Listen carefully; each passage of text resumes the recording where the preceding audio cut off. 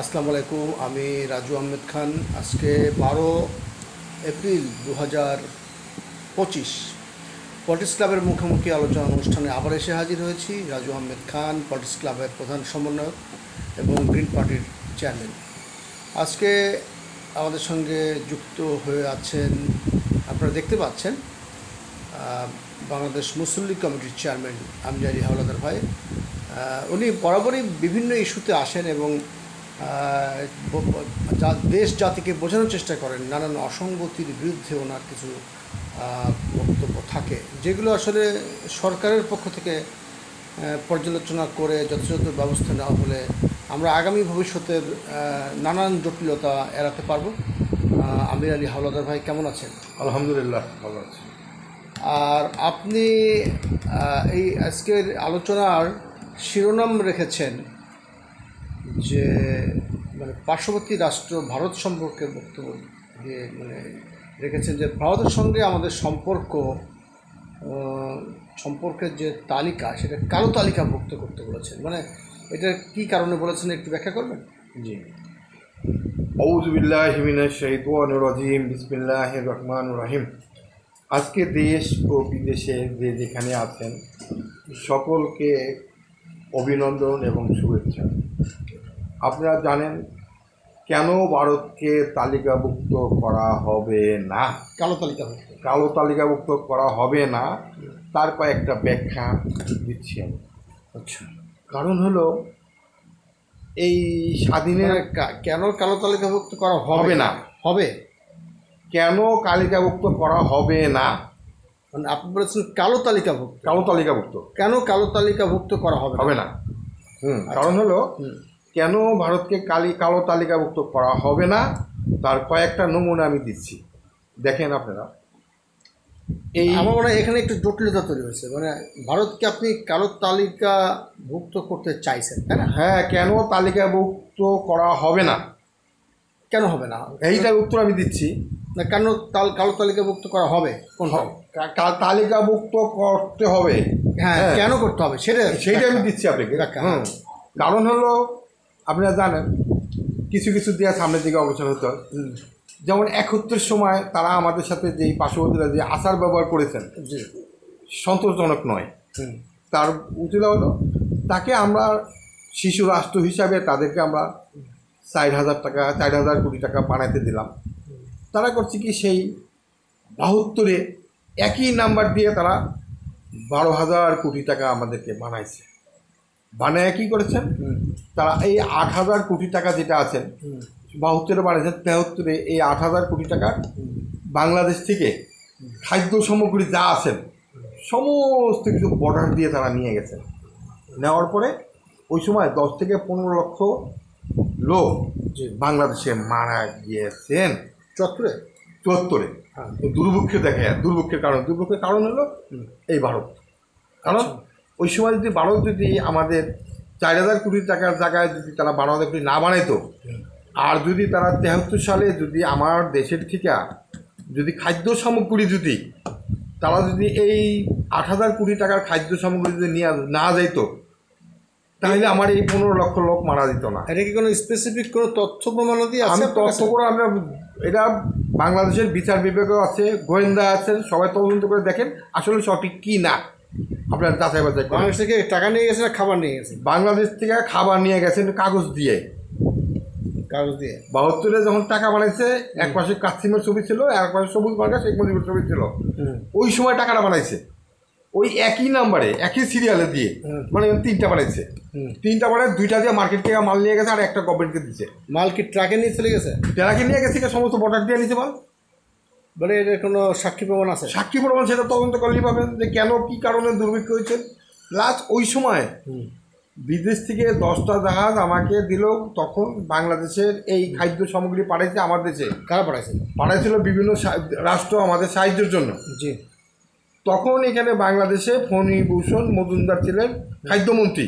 আচ্ছা, সেই শিপ বাংলাদেশে না পৌঁছে সেগুলিতে পৌঁছে যায় কলকাতা বন্দরে। তার কারণ কি? আচ্ছা, হ্যাঁ, গেল সেকেন্ড টাইমে আসেন আপনার।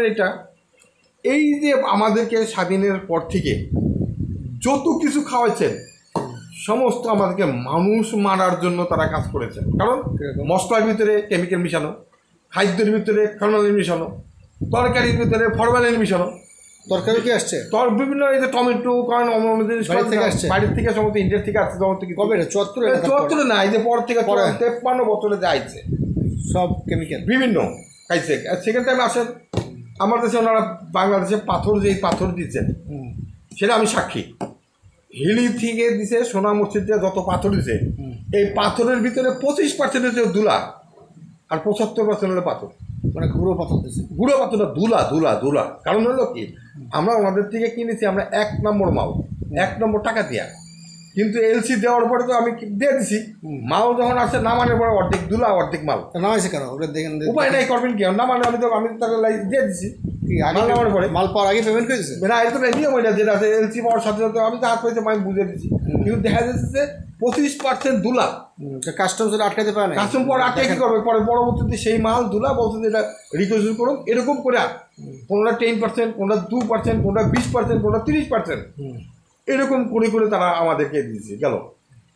আজকে মনে করেন আসেন আপনার পাথর কয়লা, এই কয়লা পাথরে দেখা যায় তারা কেমিক্যাল মিলে এই পাথরগুলি আমাদেরকে দিচ্ছে তারা। কারণ দেখতে দেখা যায় ভিজা, আসলে ভিজা না, এটি কেমিক্যাল ভিজা না, এটি জলে। এটি এটি যদি আপনার চুল্লিতে দেন বা এগুলি যদি বিদ্যুৎ কেন্দ্রে দেন এগুলি জ্বলবে, কিন্তু আমার মেশিনপত্র সব নষ্ট হয়ে যাবে, এই মেশিনপত্র টিকবে না। কেমিক্যাল মিশনের উদ্দেশ্য কি? উদ্দেশ্য হলো আমার বাংলাদেশের যত মেশিনপত্র আছে এটি নষ্ট হয়ে যায়, যাতে পরবর্তীতে আর কোনো উৎপাদন না হয়। উৎপাদন না হয়, কারণ তাদের দলনা ধরতে হয়। কারণ এগুলি আমাদের দৃষ্টি রাখতে হবে। আর একটা বাংলাদেশ সরকার ধরতে পারে নাই। বাংলাদেশ সরকার এই যে তত্ত্বাবধান সরকার বা কোয়ালিশন সরকার কন আর বিপ্লবী সরকার কন, অন্তর্কালীন সরকার কন, এই সরকারের ভিতরের থেকে কারা ভারতীয় কোম্পানিকে এইবার পাথরের এই কয়লা পাথরের অর্ডার দিয়েছেন, সেটা পাথর নাকি ফেরত দিয়ে দিয়েছে। ফেরত যোগ্য, আমি যতই ফেরত যোগ্য আর যাই কিছু সেটা বড় কথা না, কে এটা পারমিশনটা দিল তত্ত্বাবধানের ভিতর থেকে? আচ্ছা, ওই ভারতের চোরকে, ওই ভারতের চর এবং দেশ ধ্বংসকারী ওকে বিছিয়ে বাইর করতে হবে। যে কারণ যেখানে নাকি যেখানে 2000 লোক মারা গেল। জি হ্যাঁ, আসি বলেন। যেখানে 2000 লোক মারা গেল, যেখানে 30-35 হাজার লোক আহত হলো, হ্যাঁ, তারপরও কেন প্রেম করে ভারতকে আবার কয়লা পাথরের আপনি সাপ্লাই কেন দিলেন ভারতীয় কোম্পানিকে? এটা শোকজ করতে হবে তাকে। প্রেম করছে কে? এই করছে তত্ত্বাবধানের সরকার থেকে দিচ্ছে কেউ 8-9 মাসের ইন্টারিম গভর্নমেন্ট। হ্যাঁ, এটা জানতে হবে। অন্তর্বর্তীকালীন সরকারের মধ্যে কি ভাগ আছে? উনি এইখানের ভিতরে ভারতের দোসর এখনো আছে আছে আছে সেগুলো আইডেন্টিফাই এটা আইডেন্টিফাই করতে হবে। এটা করবে বিচার বিভাগীয় তদন্ত তারা করবেন। আপনি আইডেন্টিফাই করেন যে ভারতের দোষ এই অন্তর্কালীন সরকারের ভিতরে কারা কারা আছে, সেগুলির আগে চিহ্নিত করুন এবং সেগুলির আগে পরিষ্কার করুন। আচ্ছা, আজকে এই সংস্করণটা প্রথম করেন, তারপর আপনার পলিটিক্যাল অন্য সংস্করণে আসেন। এই সংস্কারটা আগে, এই সংস্করণটা করেন আগে। কারা ভারতীয় চর, যারা ভারতীয় চর এবং আপনার ইয়ের ভিতরে, কারণ ব্যাপার হলো যেহেতু অন্তর্কালীন সরকার আছেন, এই সরকারের ভিতরে এই ভারতীয় চর কারা আছে এটাকে আগে আগে চিহ্নিত করে। এই বিড়ালের গলায় ঘন্টা বাঁধবে কে? বানানো কমপ্লিটে বানতে হবে। যে কোনো এটা বিচার বিভাগ তদন্ত যারা তারা করে দিবে, দিয়ে তারা আইনের আওতায় নিয়ে তারা এটা কাজ করবে। কেন করবেন না? আচ্ছা আচ্ছা, এটা আপনি বাইর করতে হবে। যদি বাইর না করেন ওদের ভবিষ্যতের জন্য, বাংলাদেশের জন্য অন্ধকার হয়ে আসবে। কারণ ওই থলের বিড়াল আপনার ঘরের ভিতরে, কেন আপনি তখন আপনার কোথায় আপনি বাদ দিবেন? ইঁদুর আপনার ঘরে, কারণ ইঁদুরে বাদ কাটিয়ে পালাবে, কিচ্ছু করার নেই। অতএব আপনি যেই পলিসি করবেন, একদিকে পলিসি করবেন, একদিকে আপনার লিক হয়ে যাবে গা। হ্যাঁ, অতএব দেশপ্রেম যারা আছে সংখ্যায় কম হোক, দেশপ্রেম লোক দিয়ে আপনি কোয়ালিশন সরকার করতে হবে। দর্শক মণ্ডলী, আমরা কথা বলছিলাম বাংলাদেশ মুসলিম লীগ কমিটির চেয়ারম্যান আমির আলী হাওলাদার সাহেবের সঙ্গে। উনি একটা খুবই গুরুত্বপূর্ণ কথা বলেছেন যে আসলে আমাদের অন্তর্বর্তীকালীন সরকারের মধ্যেও অনেকগুলো মানে পার্ট আছে, যা কেউ কেউ হয়তো সেই ফ্যাসিস্ট সরকারের দোসরদের সঙ্গে আটাত আছে বলে ধারণা করা হচ্ছে এবং তাদেরকে আলাদা করা দরকার। বিশেষ করে এই কারণে এই সরকার থেকে আলাদা করতে হবে যে সম্প্রতি একটা অভিযোগ পাওয়া গেছে যে কয়লা আনা হয়েছে সেটা ইন্ডিয়া থেকে এবং সেই কয়লার মধ্যে কেমিক্যাল মিশ্রিত, যাতে ওই কেমিক্যাল আমাদের মেশিনারিজ ধ্বংস করে দেবে। উনি তো মানে বলছেন এটার হয়তো আরও বেশি আমরা গুগল সার্চ করলে আরও বেশি জানতে পারবো। তো আপনারা যদি পলিটিক্স ক্লাবের মুখোমুখি অনুষ্ঠানে এসে আপনাদের কোনো বক্তব্য তুলে ধরতে চান, তো আপনারা আসবেন বিজয়নগর পাইন ট্যাঙ্কির সামনে 2/2 পুরানা পল্টন, ঢাকা, আজিজ অটোসের দোতলায় এসে আপনাদের বক্তব্য তুলে ধরবেন। তবে একদিন আগে আমাকে ফোন করে জানাবেন। আমার ফোন নম্বর 01979507858। জি, বলছিলেন আমির আলী হাওলাদার। কারণ হলো আপনি ঘরের ভিতরে দুশ্মন রেখে কোনোদিনও প্ল্যান পরিকল্পনা করতে পারবেন না। কারণ হলো আপনার অন্তর্কালীন সরকার যদি 5 জন মিটিং করে, ওই 5 জনের ভিতরে যদি একজন ভারতের লোক থাকে অথবা আমার এন্টি দেশপ্রেম ছাড়া লোক থাকে, তাহলে আমার লিক হয়ে যাবে, আমার প্ল্যান করা আমি সামনের দিকে অগ্রসর হতে পারবো না। কারণ কোনো মতেই সম্ভব না। যেটা আমার পুলিশের ভিতরে আছে, যেটা আমার আর্মির ভিতরে আছে, যেটা আমার নৌবাহিনীর ভিতরে আছে, যেটা আমার বিমান বাহিনীর ভিতরে আছে, যেটা আমার বিভিন্ন মাল আমি ক্রয় করবো, যে সেই ক্রয়ের ভিতরে তারা আছে। কারণ হলো আমার মাস্টার প্ল্যানটা আমি কি করব সামনে, এই প্ল্যানটা যদি তারা যদি জেনে যায়, তাহলে আপনাদের অগ্রসর হতে সামনে কষ্ট হবে, ক্ষতি করবে, বিরাট ক্ষতি করবে। ভিতরের এই মানে ভিতরে যে সমস্ত দুশ্মন আছে তাদেরকে দূর করতে হবে। দূর না করলে আপনি রাষ্ট্র চালাতে পারবেন না। সরকারকে উদ্যোগ নিতে হবে। উদ্যোগ নেবে, অবশ্যই তারা নেবে। এবং বিচার বিভাগ যারা আছেন তাদেরকে আমি অনুরোধ করব, আপনারা এগুলিকে চিহ্নিত করুন। আপনাকে অসংখ্য এগুলো করে আপনি দেশকে মুক্ত করুন, দেশের জনগণকে আপনারা মুক্ত করুন। কারণ হলো এবং ফরমালিন অন্য আদার যা কিছু আছে, এগুলি থেকে ক্ষতিকর কেমিক্যাল যে আমাদেরকে যা খাওয়াইতেছেন, সারা বিশ্বের থেকে যেখান থেকে যা আসতেছেন সমস্ত চেক আপ করে সমস্ত পোর্ট দিয়ে যাতে আমার বাংলাদেশে ঢোকে, এবং এই বাংলাদেশে যত মাল আসতেছে পোর্টে, যাতে মানুষ নিরাপদে, যাতে আমার লোকে যাতে নিরাপত্তা থাকে, নিরাপদে খেতে পারে, নিরাপদ থাকতে পারে। বিগত 53 বছর যা হয়েছে ফরগেট, ওটা শেষ, ওটা চিন্তা দরকার নেই।